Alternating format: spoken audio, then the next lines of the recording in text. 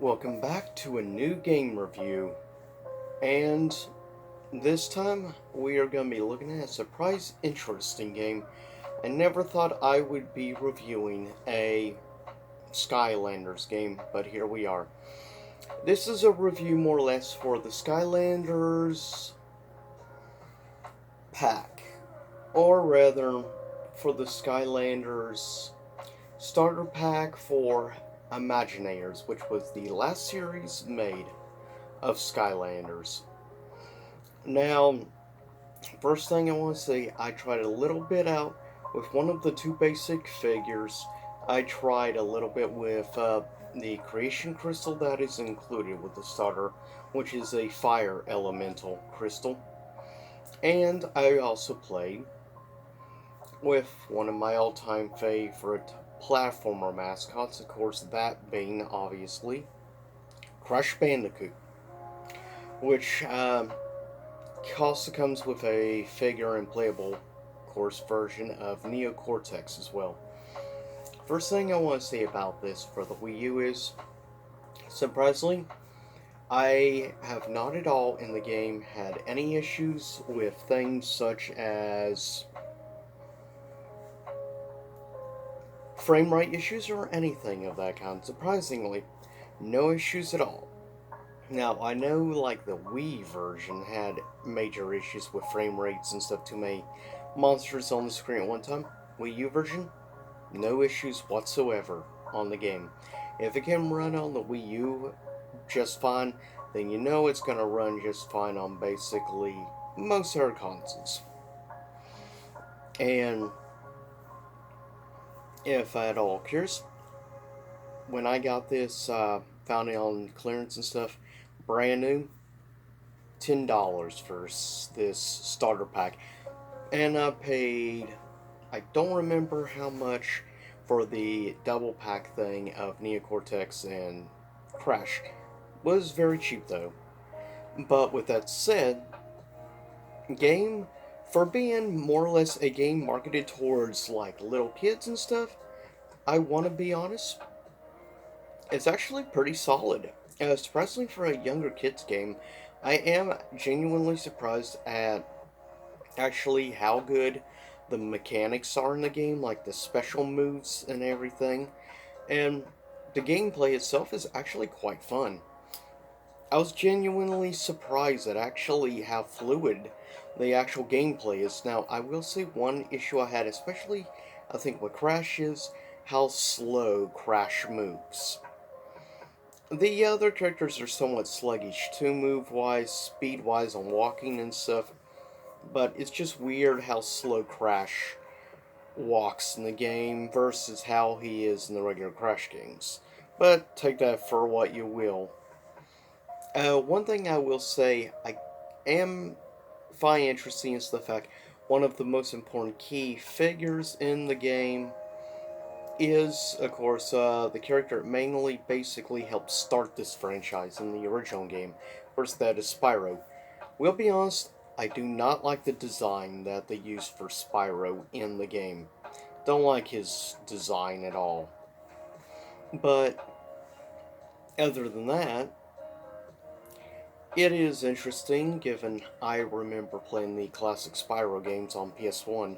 So it's kind of nice getting to see head on. Plus, I will say, even at walking speed and everything is relatively slow with Crash, I will say, Crash is a lot of fun in this game because you can unlock special abilities like many like basic like RPG mechanic games. Once you build up enough points, you can level up, well, like an RPG or really like some modern platformer type games where you can level up specific, gain new abilities and stuff. And one thing I will say, I actually like some of the abilities Crash has in the game.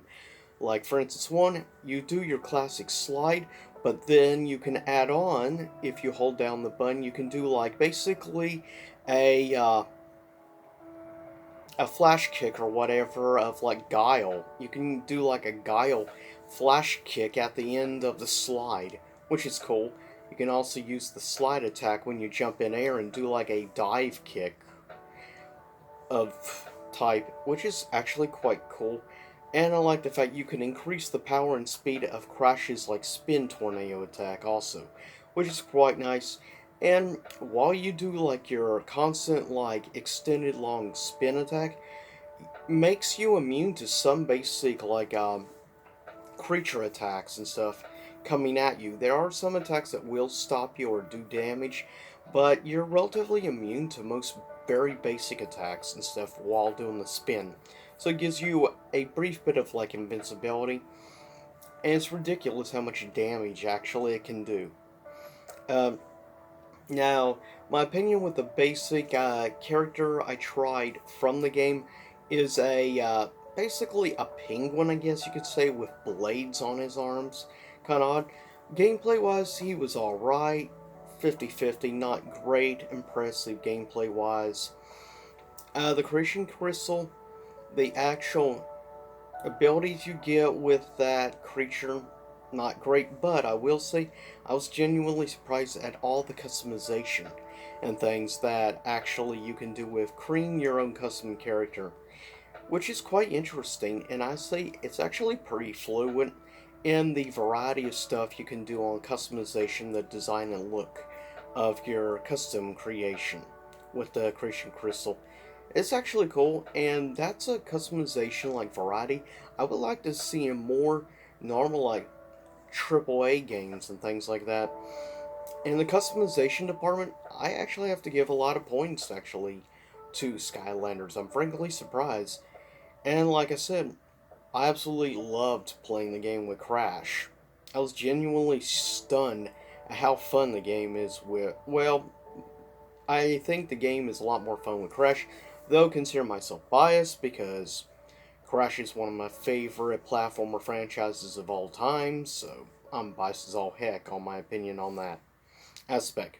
I still need to give a try and see how Neocortex plays in the game, but overall, for a marketed game more towards children, I'm genuinely surprised at how good the game mechanics are of the game. The leveling up is very solid. Like I said, the overall combat of the game is actually quite enjoyable and very solid, actually, for I would say even a normal like platformer. It's definitely a great family friendly game for kids, but I will say the gameplay wise, I actually think even some adults, like people like myself, who grew up playing a lot of platformer games, even you might find some enjoyment in this game.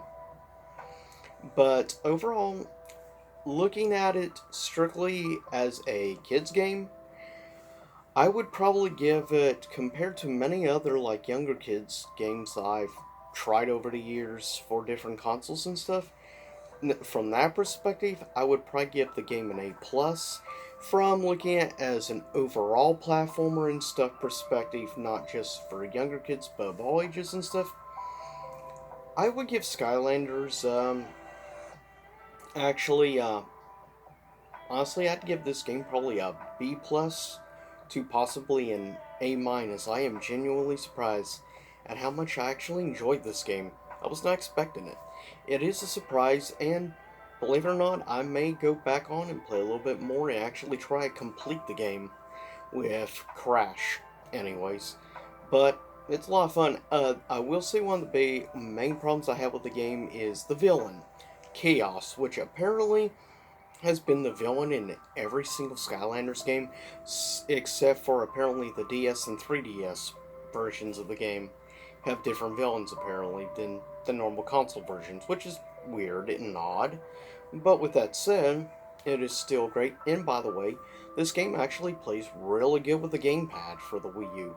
It plays just fine with either the gamepad or with the Pro controller.